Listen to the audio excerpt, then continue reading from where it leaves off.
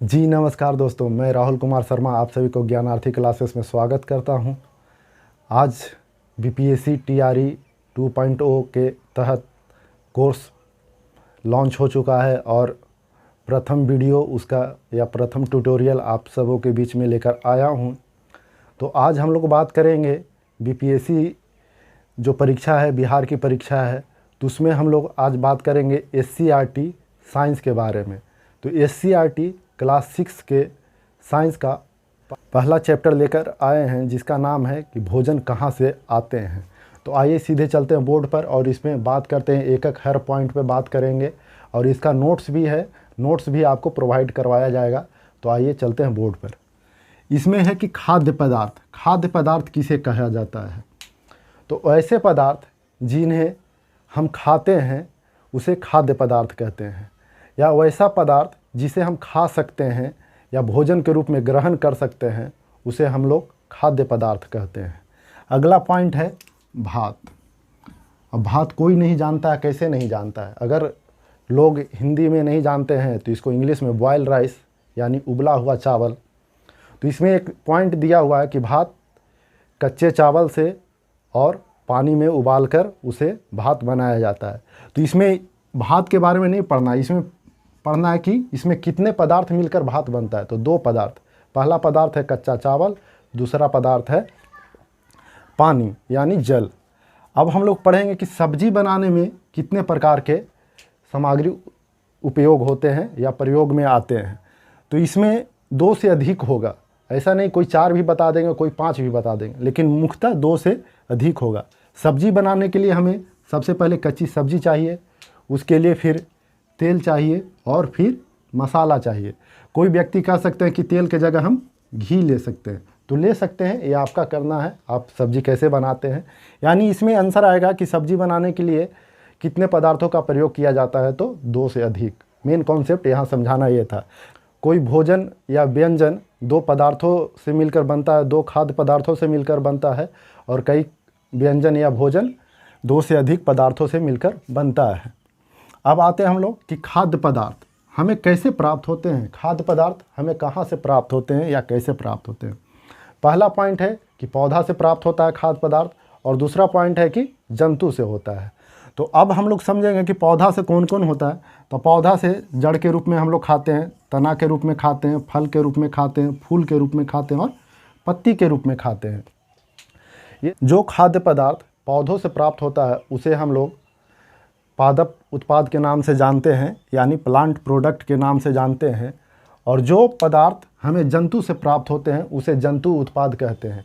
यानी जंतु उत्पाद में क्या हो गया, दूध हो गया, अंडा हो गया, मुर्गा हो गया, मांस हो गया, ये सब जंतु उत्पाद के उदाहरण हैं। अब आइए हम लोग एक और पॉइंट पे आते हैं कि पौधा और जंतु छोड़ाकर एक अन्य स्रोत भी है खाद्य पदार्थों का, जिसे हम लोग कहते हैं खनिज। खनिज से भी हमें खाद्य पदार्थ प्राप्त होते हैं, जैसे नमक। अगर नमक किसी खाना में नहीं रहे तो क्या हम खाना को स्वादिष्ट बना सकते हैं? आपका आंसर होगा नहीं।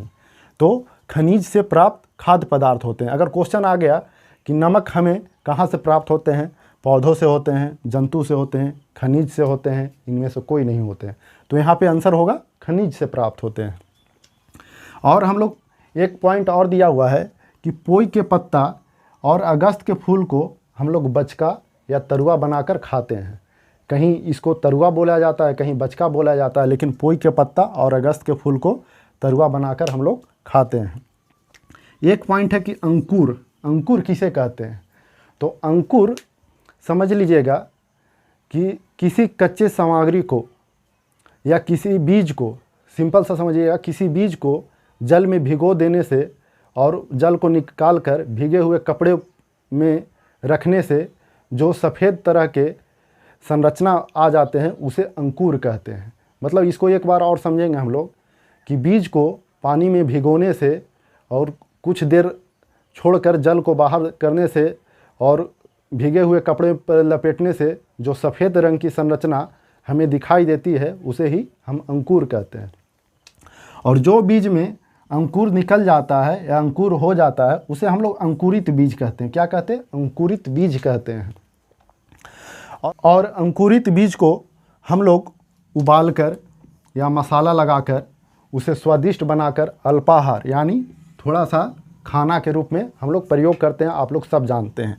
यहाँ पे हमें आप लोग को जनाना नहीं है, बताना नहीं है, ऐसा नहीं है कि मैं ज़्यादा पढ़ा लिखा हूँ, लेकिन आप लोग को एक पॉइंट बताया जा रहा है कि ऐसा अगर यहाँ से टेक्निकल वर्ड के साथ अगर आ गया तो आप इस क्वेश्चन को कैसे सॉल्व कर सकते हैं। अब आते हैं, हम लोग को पढ़ना है शहद। शहद यानी हनी।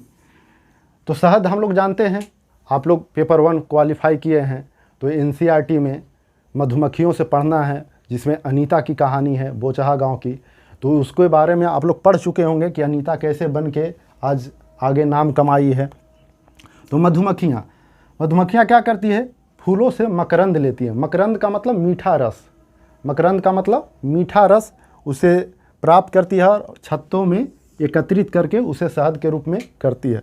अब शहद बनता कैसे है, मधुमक्खियाँ अपने रस को चूसकर अपने पेट में ग्रहण करती है और पेट में एक ऐसा एंजाइम होता है जो पचाकर इस मकरंद को शहद के रूप में बना देती है। इसे ही हम लोग शहद बनते हैं ऐसे। और एक आपको जानकर हैरानी होगी या आश्चर्य भी होगा कि शहद न फफूंद से और न बैक्टीरिया से ख़राब होती है। तो एक पॉइंट ये भी आएगा, पूछ देगा अगर क्वेश्चन में कि शहद ख़राब होते हैं बैक्टीरिया लगने से, फफूंद लगने से, दोनों से, इनमें से कोई नहीं।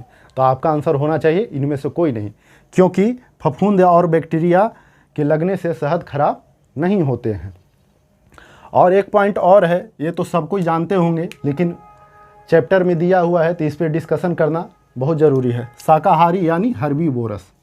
शाकाहारी किसे कहते हैं, जो जंतु सिर्फ पादप उत्पाद यानी पौधों से बने हुए उत्पादों को भोजन के रूप में ग्रहण करते हैं, उन्हें हम शाकाहारी कहते हैं यानी हर्बीवोरस कहते हैं इंग्लिश में।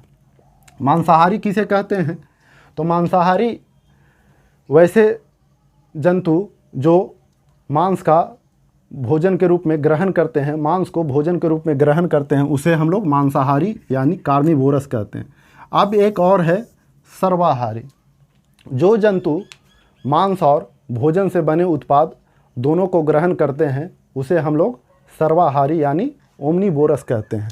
लेकिन आपसे एक क्वेश्चन पूछा जाएगा कि तिलचट्टा क्या है। तिलचट्टा क्या है, हम लोग तो सब जानते हैं कि मनुष्य सर्वाहारी है, लेकिन आपसे पूछ दिया जाए कि तिलचट्टा क्या है, तिलचट्टा क्या है, तो आप क्या बोलिएगा, शाकाहारी बोलिएगा, मांसाहारी बोलिएगा या सर्वाहारी बोलिएगा। आप लोग कुछ सेकंड अपने दिमाग में सोच लीजिए कि शाकाहारी बोलिएगा कि मांसाहारी बोलिएगा कि सर्वाहारी बोलिएगा। तो तिलचट्टा का आंसर अभी हम बता रहे हैं कि तिलचट्टा ओमनीवोरस होता है यानी सर्वाहारी होता है। मनुष्य के जैसा ही तिलचट्टा होता है, पादप उत्पाद को भी ग्रहण करता है भोजन के रूप में और जंतु उत्पाद को भी ग्रहण करता है और मांस को भी तिलचट्टा ग्रहण करता है। तो यहाँ से VVI पॉइंट आया कि तिलचट्टा क्या है, सर्वाहारी है, शाकाहारी है या मांसाहारी है। तो तिलचट्टा सर्वाहारी है। तो आज के लिए इतना ही। अब आप बताइए कि ये लेक्चर या ट्यूटोरियल आप लोग को कैसा लगा और ई बुक या नोट्स तैयार हो गए हैं। ये तो सिर्फ एक आप लोग को पॉइंट्स डिस्कस करने के लिए है, लेकिन नोट्स में और कुछ एक्स्ट्रा लिखा हुआ है, हम आप लोग को प्रोवाइड ज़रूर करवाएंगे। अगर ये वीडियो अच्छा लगे तो आप अपने सगे संबंधियों के बीच में शेयर कर सकते हैं और चैनल को सब्सक्राइब करें। और अच्छा लगा या बुरा लगा कमेंट करके ज़रूर बताइएगा। धन्यवाद।